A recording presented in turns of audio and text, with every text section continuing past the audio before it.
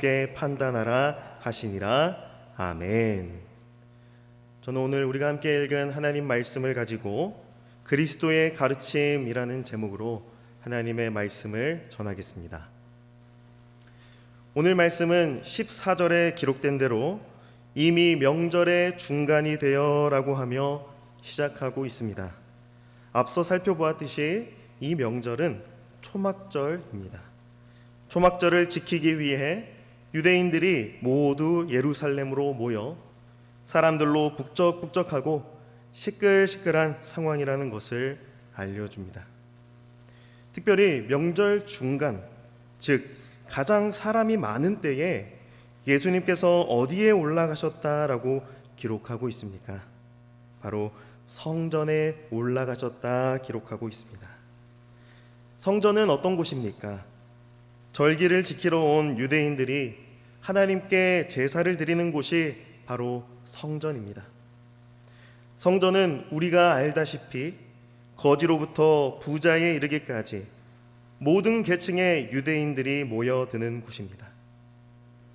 우리나라로 비유하자면 추석 당일에 광화문에 놀러 간 것과 비슷할 것 같습니다.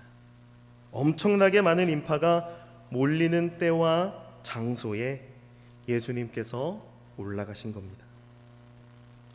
오늘 말씀 속에 예수님은 앞전에 살펴본 예수님의 태도와는 사뭇 다르게 느껴지는 것 같습니다. 예수님의 형제들이 예수님에게 예루살렘으로 올라가라고 말했을 때 예수님은 너희들의 요구대로 사람들에게 나타나지 않으실 것이라 말씀하셨습니다. 그리고 실제로 예수님은 사람들에게 나타나지 않도록 은밀하게 예루살렘으로 올라가셨습니다. 그런데 오늘 말씀에서 예수님이 사람들 앞에 당당히 나타나사 지금 무엇을 하고 계십니까? 예수님은 명절 중간 사람들이 가장 모이는 시간에 사람들이 가장 많이 모이는 성전에서 가르치기 시작하셨습니다. 우리는 예수님께서 무엇을 가르치기 시작하셨는지 정확하게는 알 수 없습니다. 하지만 이어지는 15절 말씀을 통해서 어렴풋하게나마 예수님께서 무엇을 가르치셨는지 알 수 있습니다. 예수님의 가르치심의 주요한 특징 하나는 유대인들을 놀라게 했다라는 것입니다. 여기서 유대인들이 놀랐다라고 하는 이 단어는 헬라어로 사우마조라고 하는 단어인데 이 단어는 깜짝 놀라다, 이상하게 여기다라는 의미를 가지고 있습니다. 특별히 복음서에서 예수님과 관련하여 이 사우마조라고 하는 단어가 많이 쓰였는데 주로 한 번도 일어나지 않았던 일을 마주했을 때 또는 예상치 못한 일이 일어났을 때 이 사우마조라고 하는 단어를 사용합니다. 예를 들어서 예수님께서 귀신 들린 사람에게서 귀신을 내쫓으실 때 그때 사람들이 그 광경을 보고 깜짝 놀랍니다. 그때 사우마조 하고 깜짝 놀란 거예요. 왜냐? 이전에는 그러한 일이 일어난 적이 없었기 때문이죠. 또한 누가복음 7장에서는 예수님도 사우마조 하고 깜짝 놀라십니다. 왜냐? 이스라엘 중에서도 로마의 백부장만한 믿음을 가진 사람이 없었기에 예수님은 깜짝 놀라셨습니다. 이처럼 이 사우마조라고 하는 단어는 이러한 일이 이전에는 없었는데 어떻게 이런 일이 일어날 수 있는가 하며 깜짝 놀라고 감탄하는 것을 표현하고 합니다. 지금 유대인들은 예수님께서 성전에 올라가 가르치시는 것을 보고 믿기지 않는다는 심정으로 깜짝 놀랐습니다. 그런데 유대인들이 깜짝 놀란 것은 예수님의 가르침이 경탄할 만해서가 아닙니다.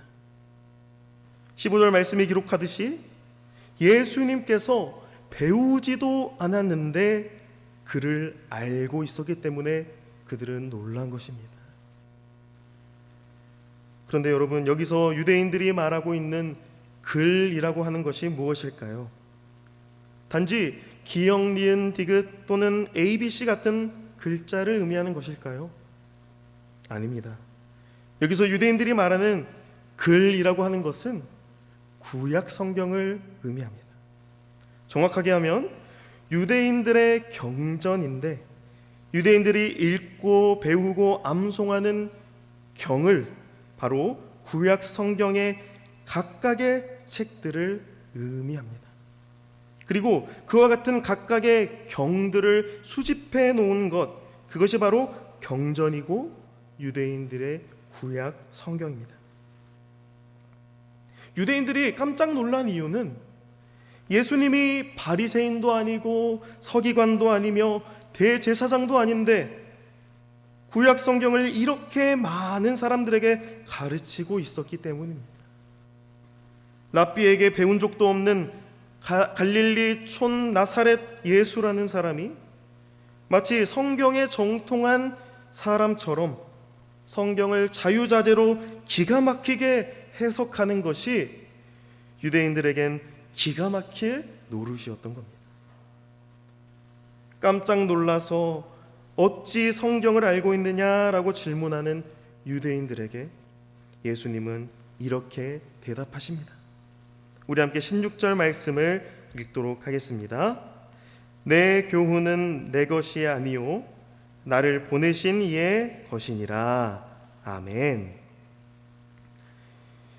여기 예수님의 대답에서 이 교훈이라고 하는 것은 지금 예수님께서 가르치고 계시는 구약 성경에 기반을 둔 것이 분명합니다.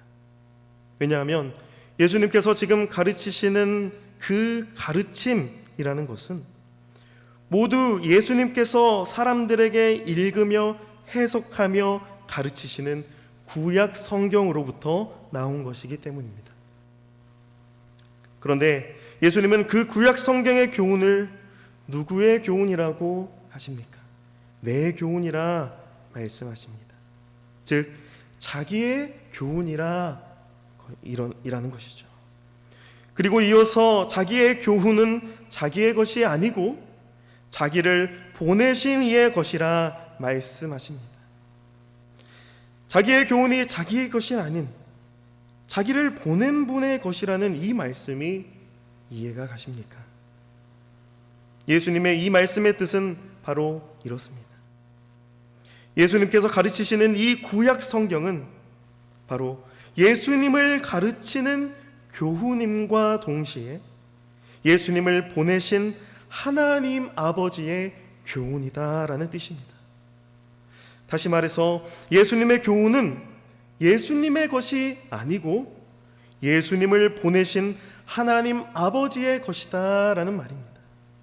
즉 구약 성경은 예수님을 가르치는 교훈인데 그것은 예수님의 것이 아닌 예수님을 보내신 아버지의 것이다 라는 말씀입니다. 이 말씀이 유대인들에게 얼마나 충격적이었을까요? 유대인들은 구약 성경이 여호와 하나님의 책, 모세의 책, 그리고 자기들의 책이라고 믿었습니다. 이스라엘의 구원 역사를 담고 있고 이스라엘의 율법을 담고 있고 이스라엘의 선지자들의 예언을 담고 있는 이 구약 성경이 자기들을 위하는 책이라고 알고 있었습니다. 그런데 예수님은 지금 유대인들이 가지고 있던 그 상식을 뒤집어 엎으십니다. 구약 성경은 곧 예수님의 교훈이며 동시에 예수님의 것이 아닌 예수님을 보내신 하나님 아버지의 것이다 라고 말씀하시는 겁니다.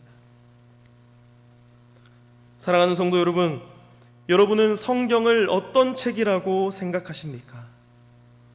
더 좋은 사람이 되기 위한 도덕과 윤리 교과서라고 생각하십니까? 아니면 나에게 복을 가져다주는 행복 교과서라고 생각하십니까? 우리가 성경을 어떤 책이라고 생각하든지 이 성경이 담고 있는 가르침은 오직 하나입니다. 그것은 바로 오늘 말씀 속에서 유대인들에게 이 책이 나의 교훈이며 나를 보내신 아버지의 것이라 말씀하신 예수 그리스도 그분이십니다.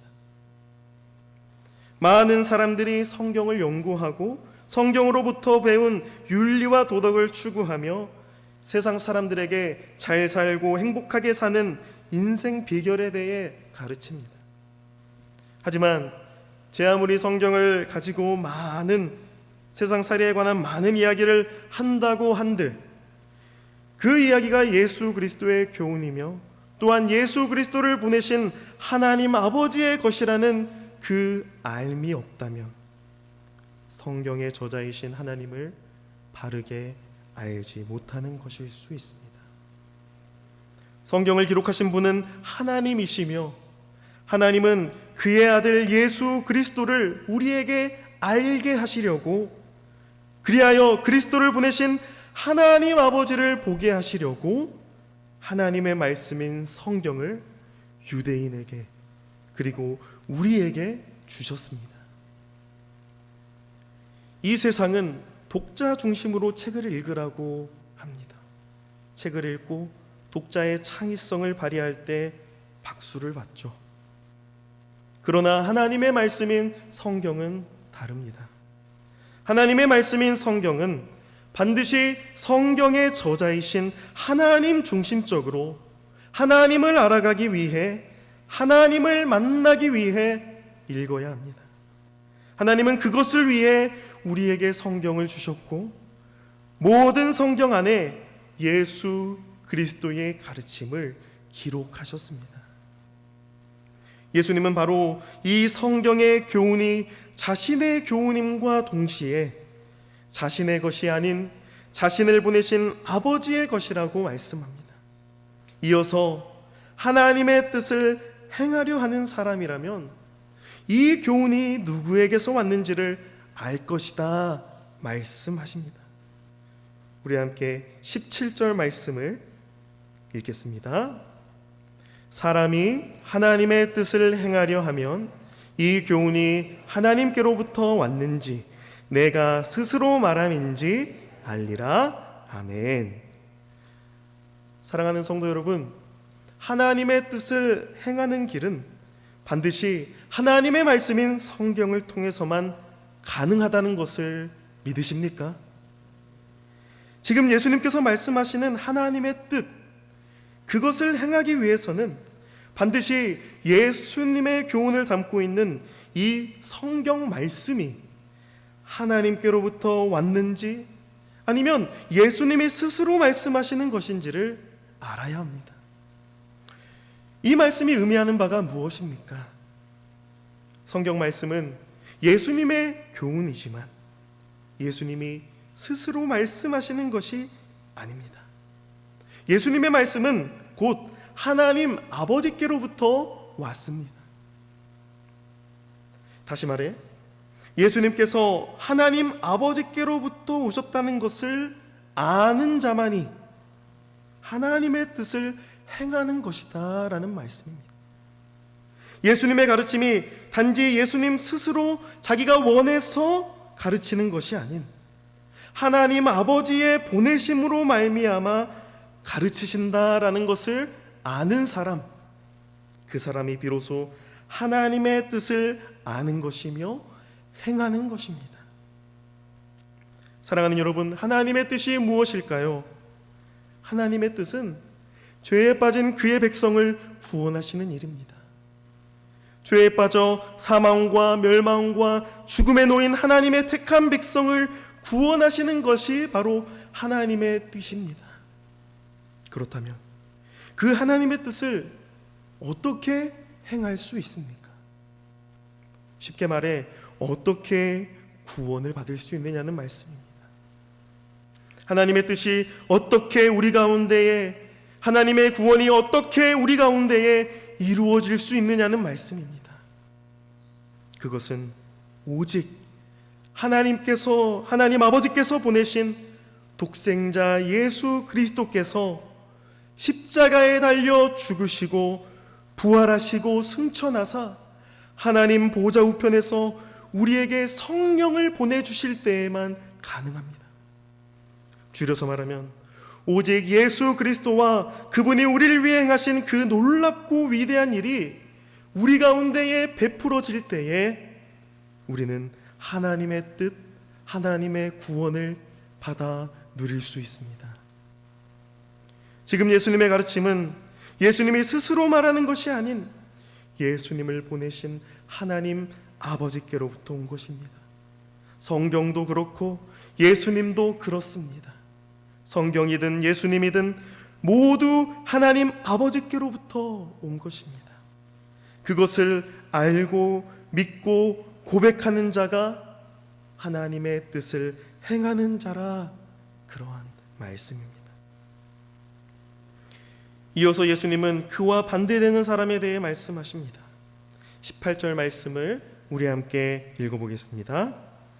스스로 말하는 자는 자기 영광만 구하되 보내신 이의 영광을 구하는 자는 참되니 그 속에 불의가 없느니라. 아멘. 여기서 예수님이 말씀하시는 스스로 말하는 자는 자기를 보내신 이와 상관없이 자기의 뜻대로 말하고 행동하는 사람입니다. 스스로 말하는 자는 한편으론 지금 예수님을 인정하지 못하고 있는 유대인들을 의미할 수 있습니다. 왜냐하면 그들은 구약 성경을 가지고도 하나님의 뜻을 행하는 것이 아닌 자기들을 자랑하려는 목적으로 구약 성경을 사용하고 있기 때문입니다. 하나님이 성경을 주신 목적대로가 아닌 자기들의 편의대로 성경을 이해하고 적용하고 있기 때문에 유대인들, 특별히 바리새인과 서기관들은 자기의 영광을 위해 스스로 말하는 자들입니다. 그러나 예수님은 다르십니다. 예수님은 자기를 보내신 하나님 아버지의 영광을 위해 이 땅에 오셨습니다. 예수님 자신을 드러내기 위해 오신 것이 아니라 하나님 아버지의 뜻과 영광을 이 땅에 펼치시기 위해 오셨습니다. 오직 예수님만이 하나님 아버지의 영광을 이 땅 가운데에, 우리 가운데에 펼치실 수 있습니다. 그래서 성경은 예수 그리스도만이 길이요 진리요 생명이며 아버지께로 갈 수 있는 유일한 길이다, 그렇게 말씀합니다. 이 세상에 그 누구도 완전한 의를 소유할 수 없습니다. 이 세상을 보십시오. 사람은 누구나 다 자기의 영광을 위해 살아가는 존재입니다. 그러나 예수님은 사람이시지만 하나님 아버지께서 보내신 하나님의 아들이시기에 불의가 하나도 없으시며 완전한 의를 소유하고 계십니다. 18절 말씀에 기록된 예수님의 말씀을 역으로 생각해 보면 이와 같습니다. 스스로 말하는 자, 즉 자기의 영광만을 구하는 자는 참되지 못하며 그 속에 의로움이 없다라는 것입니다. 사람은 지으신 이의 목적과 뜻대로 살아가도록 지음을 받았는데 그 지으신 뜻과 목적을 죄로 인해 상실해 버렸습니다.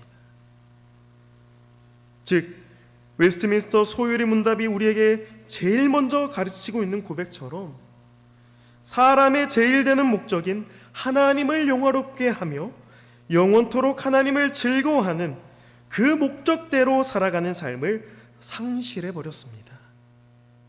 그래서 사람으로서는 그 누구도 할 수 없고 그 누구도 다다를 수 없는 하나님의 영광을 회복하시기 위해 예수 그리스도께서 진리로 생명으로 의로움으로 우리 가운데에 오셨습니다. 그리고 우리로 하여금 우리의 영광이 아닌 우리를 구원하신 하나님의 영광을 위해 살아가게 하십니다. 따라서 그리스도 예수 안에서 거듭난 생명은 이제 나 스스로의 영광이 아닌 그리스도께서 몸소 보이신 대로 먹든지 마시든지 말하든지 행동하든지 모든 일에 오직 하나님의 영광을 위해 살아갑니다. 그래서 그리스도 안에서 교회로 부르심을 받은 우리는 이제 우리 스스로의 영광을 위해 사는 자들이 아닙니다. 우리 안에 하나님의 영광을 회복시키신 그리스도께서 거하신다면 우리 역시 하나님의 영광을 위해 살아가는 교회가 된 것입니다. 나의 영광을 구하는 자들은 내 목소리, 내 생각, 내 주관을 앞세우지만 나를 이 땅 가운데 보내신 하나님을 믿고 신뢰하는 자들은 그리스도께서 본을 보이신 것 같이 하나님의 영광을 구하며 참되고 의로운 삶을 살아갑니다. 이것이 바로 교회가 추구해야 할 하나님의 뜻을 행하는 길이고 하나님의 영광에 참여하는 길입니다. 그러나 이어지는 예수님의 말씀대로 유대인들이 모세로부터 율법을 받았음에도 불구하고 그들은 율법대로 살아가지 않았습니다. 예수님은 유대인들을 향해 너희 중에 율법을 지키는 자가 없다라고 말씀하십니다. 여기서 이 지키다라고 하는 이 동사는 앞에서 17절에 하나님의 뜻을 행하다라는 동사와 동일한 헬라어 동사로 사용되었습니다. 즉 여호와 하나님께서 모세를 통해 주신 율법, 모세오경과 구약 성경을 받은 이스라엘 백성임에도 불구하고 그들이 율법을 행하지 않는다라는 말씀입니다. 다시 말해 하나님의 말씀이 너희 가운데에 주어졌음에도 불구하고 너희는 어찌하여 하나님의 뜻을 행하지 않느냐라는 말씀입니다. 하나님의 뜻을 밝히 기록해 주신 구약 성경이 너희에게 있음에도 불구하고 너희는 어찌 그 하나님의 뜻을 발견하지도 행하지도 못하냐라는 말씀입니다. 그리고 예수님의 말씀, 이어지는 말씀이 그 사실을 확증합니다. 유대인들은 지금 예수님을 어떻게 하려 하고 있나요? 죽이려 하고 있습니다. 모세율법에 기록된, 우리가 알다시피 십계명이 기록된 살인하지 말라라고 하는 그 말씀과는 정반대로 지금 그들은 예수님을 죽이려 합니다.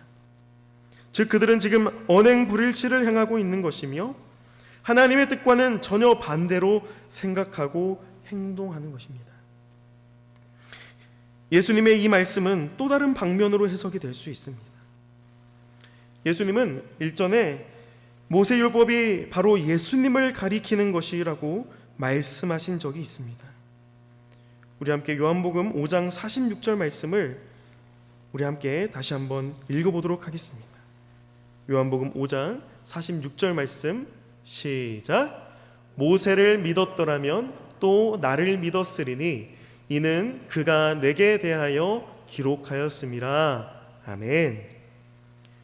즉 이 말씀대로 구약 성경이 곧 예수 그리스도를 가리키는, 모세 율법이 예수 그리스도를 가리키는 하나님의 말씀이라는 것입니다. 그런데 유대인들은 구약 성경을 보고도 모세 율법을 보고도 예수 그리스도를 보지 못했습니다. 구약 성경이 가리키는 궁극적인 목적을 발견하지 못하고 단지 자기들의 기준에 따라 그 율법으로 사람을 정죄하는 일에만, 지적하는 일에만 급급했습니다.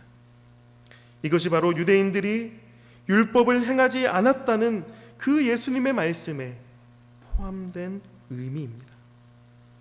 그들은 율법을 통해서도 진정 율법을 주신 그 목적인, 그 뜻인 예수 그리스도를 바라보지 못했습니다. 도리어 그들은 지금 예수 그리스도를 죽이려 하고 있습니다. 이것은 율법을 2번 어기는 것과 마찬가지인 것입니다. 살인하지 말라는 계명을 어긴 것과 동시에 구약의 율법이 가리키고 있는 예수 그리스도를 믿지 않는 그 하나님의 뜻을 어긴 것입니다. 주님께서 유대인들을 향해 가르치신 첫 번째 가르침이 바로 여기까지입니다. 주님께서 성전에서 가르치신 구약 성경은 곧 주님의 교훈이며 주님을 보내신 하나님 아버지의 교훈입니다. 사람이 하나님의 뜻을 행하기 위해서는 반드시 주님의 교훈이 하나님 아버지께로부터 왔음을 알아야 합니다. 그리고 주님의 교훈을 통해 하나님 아버지의 영광을 구해야 합니다. 따라서 우리는 오직 그리스도를 통해서만, 그리스도의 가르침을 통해서, 우리는 오직 그리스도를 통해서만 그리스도의 가르침을 행할 수 있습니다. 성경 말씀이 우리에게 가르치는 것은 바로 그리스도와 그의 가르침이라는 사실을 우리는 알아야 합니다. 그 사실을 알고 믿고 고백할 때에 비로소 하나님의 뜻, 하나님의 영광을 위해 살아갈 수 있습니다. 바라기는 우리 모두가 이 그리스도의 교훈, 그리스도의 가르침을 따라서 하나님의 뜻과 하나님의 영광을 위해 살아가는 예수 그리스도의 참 제자, 참 교회가 되기를 간절히 축복합니다. 그리고 오늘 우리가 읽은 이어지는 20절에서 24절 말씀에서 무리들도 예수님을 이상하게 생각하고 있습니다. 21절 말씀에서 예수님께서 이전에 행하셨던 한 가지 일로 인해 무리들이 모두 예수님을 이상하게 생각한 것입니다. 여기서 이상히 여기다라는 이 동사는 우리가 앞에서 봤듯이 유대인들이 예수님을 놀랍게 여긴 것과 동일한 단어 사우마조라고 하는 이 단어로 표현되었습니다. 즉 무리들 역시 예수님이 이전에 그 누구도 행하지 않았던 일을 행하시는 것을 보고 깜짝 놀라며 이상하게 생각했던 겁니다. 그래서 어떤 사람은 예수님을 좋은 사람이라 하고 어떤 사람은 미혹하는 사람이라 했던 것이죠. 21절에 예수님이 말씀하시는 이 한 가지 일이 무엇일까요? 그 일은 이어지는 예수님의 말씀을 통해 알 수 있습니다. 이어지는 예수님의 말씀 속에 23절 말씀 우리 함께 다시 한번 읽어보도록 하겠습니다. 시작. 모세의 율법을 범하지 아니하려고 사람이 안식일에도 할례를 받는 일이 있거든 내가 안식일에 사람의 전신을 건전하게 한 것으로 너희가 내게 노여워하느냐. 아멘. 바로 예수님이 말씀하시는 이 한 가지 일은 안식일에 관련된 일입니다. 우리가 앞서 살펴봤던 요한복음 5장에서 예수님은 베데스다 연못에 38년 된 병자를 고치셔서 그가 자기 자리를 들고 일어나 걸어가게 하신 그 기적을 안식일에 행하셨습니다. 그런데 유대인들은 예수님이 베푸신 이 놀라운 이적에는 관심이 없고 예수님이 안식일 율법을 어긴 것에만 혈안이 되어 있었습니다. 예수님께서 안식일에 38년 된 병자를 고치신 일은 유대인의 법에 의하면 예수님이 재판을 받아야 할, 돌에 맞아야 할 그러한 죄를 지은 것이었습니다. 그래서 결국 예수님을 향한 박해는 이 안식일 율법을 어긴 것으로 인해 시작된 것입니다. 그러나 예수님은 할례에 대해 말씀하시며 유대인들이 안식일에도 할례를 행한다고 말씀합니다. 왜냐하면 할례를 행하는 일과 안식일을 행하는 일, 이 두 가지 율법이 같은 날에 겹치는 날에는 어쩔 수 없이 안식일에 할례를 행해야 하기 때문입니다. 그래서 실제로 유대인들의 경전인 미시나 18장 3절과 또 느다림 3장 11절 그런 유대인들의 경전에 보면 유대인들이 모세 율법을 따라 난 지 8일이 되는 남자아이에게 할례를 행하는 것, 그 할례가 안식일에도 행해졌다라고 기록하고 있습니다. 즉 유대인들은 안식일에도 어쩔 수 없이 할례를 행해야 하는 그것을 볼 때에 율법이 완전하게 적용될 수 없는 사각지대를 가지고 살아가야만 했던 것입니다. 유대인들은 안식일을 지키지 못하면서까지 할례를 행했는데 예수님께서 안식일에 사람의 전신을 건강하게 하시는 그 일이 왜 유대인들에게 노여움을 산 것일까요? 지금 유대인들은 할례 때문에 예수님을 노여워하는 것이 아니라 안식일 때문에 예수님을 노여워하고 죽이려고 합니다.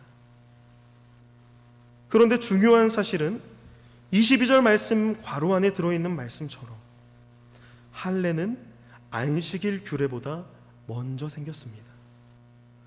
여호와 하나님께서 아브라함과 언약을 맺으실 때부터 하나님은 할례를 제정해 주셨습니다. 즉, 이 할례가 의미하는 것은 여호와 하나님과 약속을 맺었다는 그 표징이었습니다. 이후에 아브라함으로부터 난 모든 자손들은 태어난 지 8일 만에 할례를 받음으로 하나님의 약속이 계속해서 이어져 간다는 것을 몸에 새겼습니다. 그 약속을 받은 사람들이 바로 이스라엘 백성 유대인들이었습니다. 하지만 이스라엘 백성들은 하나님과의 그 약속은 잊어버리고 우상 숭배에 빠지게 되죠. 그리고 하나님이 할례를 주신 참 목적과 의미를 잊어버린 채 지금까지 살아온 것입니다. 그래서 예레미야 선지자가 뭐라고 말씀했습니까? 예레미야 9장 25절에서 26절 말씀, 우리 함께 한 목소리로 읽어보겠습니다. 시작. 여호와의 말씀이니라. 보라, 날이 이르면 할례 받은 자와 할례 받지 못한 자를 내가 다 벌하리니 곧 예굽과 유다와 에돔과 암몬 자손과 및 광야에 살면서 살적을 깎은 자들에게라. 무릇 모든 민족은 할례를 받지 못하였고 이스라엘은 마음의 할례를 받지 못하였느니라 하였느니라. 아멘. 이스라엘 백성은 자기들의 살갗을 자르는 형식적인 할례는 행했을지 몰라도 마음의 할례, 즉 할례의 참 의미를 따라서 하나님이 택하신 거룩한 백성으로 살아가지 못했습니다. 그들은 하나님의 말씀에 순종하지 못하였고 이방 민족과 다를 바 없이 우상 숭배하며 살았습니다. 그래서 유대인들이 육체에 받은 할례, 그것은 폐하여졌어요. 그것은 택함 받은 백성이라는 증표가 아니게 되었습니다. 왜냐? 이제는 예수 그리스도를 믿음으로 말미암아 성령의 세례를 받은 자만이 혈통으로나 육정으로나 사람의 뜻으로가 아닌 하나님께로부터 난 자들이라 칭함받기 때문입니다. 이제는 겉으로 보여지는 행위에 따라서 의롭다함을 받는 것이 아닌 오직 예수 그리스도께서 십자가에서 쏟으신 그 십자가 보혈의 값을 믿고 고백하며 의지하는 자만이 의롭다함을 얻고 구원을 받는 것입니다. 이것이 바로 그리스도의 가르침입니다. 그리스도께서 안식일에 병자의 온몸을 건강하게 하신 것은 바로 오직 그리스도만이 죄악으로 말미암아 질병과 고통과 더러움 가운데에 있는 모든 이들을 정결케 하시고 깨끗게 하시고 구원하시는 분이라는 것을 보여주신 것입니다. 겉으로 드러나는 할례라는 행위 또는 안식일의 그 율법을 지키는 행위로서 판단하는 것이 아니라 그 내면에 있는 하나님의 공의를 깨달아 아는 것, 그리스도께서는 바로 그것을 유대인과 무리에게, 그리고 오늘 말씀을 듣는 우리에게 가르치십니다. 겉으로 드러나는 모습을 보면 예수님은 절대 구원자가 될 수 없고 우리 역시 구원받을 수 없습니다. 왜냐? 사람들이 생각하는 구원자는 슈퍼맨과 같은 겉모습을 가지고 있어야 하기 때문입니다. 또는 사람들이 생각하는 구원받을 자는 이 세상이 말하는 그러한 선행과 구행과 그러한 것들을 쌓은 자들이기 때문입니다. 그러나 진정한 공의는 절대 겉모습에 의해 판단될 수 없습니다. 이 세상을 보십시오. 눈에 보이는 법의 통치가 공의롭고 정의롭다 판단되십니까? 유대인들의 율법주의를 보십시오. 그들의 율법주의가 과연 하나님께서 성경을 주심으로 의도하신 구원과 회복과 평안과 안식이 있습니까? 전혀 없습니다. 따라서 진정한 공의는 겉으로 판단하는 것이 아니라 내면의 거듭남과 회개와 거룩함을 통해서만 가능합니다. 이와 같은 하나님의 공의는 다름 아닌 그리스도께서 이 땅에 오사 몸소 보이시고 다 이루어 주신 하나님의 뜻을 붙잡고 의지하는 것입니다. 사랑하는 성도 여러분, 오늘 말씀을 통해서 그리스도의 가르침이 무엇인지 우리는 조목조목 살펴보았습니다. 오늘 제가 해석한 이 하나님의 말씀을 두 골자로 적용하면 이와 같습니다. 첫째는 그리스도를 보내신 하나님 아버지의 영광을 위하여 살아가라는 것입니다. 그리스도는 그 누구의 영광도 아니요 자기 자신의 영광도 아니요 하나님 아버지의 영광을 위해 이 땅 가운데 보내심을 받았고 그 영광을 이루셨습니다. 그러므로 오직 그리스도로 말미암아야만 하나님의 영광을 볼 수 있고 하나님의 영광에 이를 수 있으며 하나님께 영광을 돌릴 수 있습니다. 오직 그리스도를 믿고 그리스도로 인해 살며 그리스도로 사는 것이 하나님의 말씀을 향한 우리의 순종입니다. 또한 둘째로 오늘 24절에 주님이 말씀하신 것처럼 겉으로 드러나는 것으로 판단하지 않고 그리스도께서 우리 가운데 이루어 주신 공의로 판단하는 것입니다. 유대인들이 예수님의 겉모습을 보고 죽이려고 했듯이 우리 역시 세상을 볼 때, 사람을 볼 때 드러나는 겉모습을 보고 판단하고 비난할 때가 있습니다. 특별히 교회 안에서 율법적인 시선과 잣대를 가지고 판단할 때가 있습니다. 그러나 그와 같은 율법적인 시선과 잣대는 오늘 그리스도께서 말씀하신 공의가 아닙니다. 그리스도의 공의는 안식일 율법으로 사람을 정죄하는 것이 아닙니다. 그리스도의 공의는 참된 안식이신 그리스도 안에서 사람을 살리고 일으키고 회복하며 사랑하는 것입니다. 다시 말씀드립니다. 예수 그리스도의 공의는 참된 안식이신 예수 그리스도 안에서 다른 사람을 살리고 일으키고 그의 전인이 회복될 수 있도록 하나님의 사랑으로 사랑하는 것, 그것이 예수 그리스도의 공의입니다.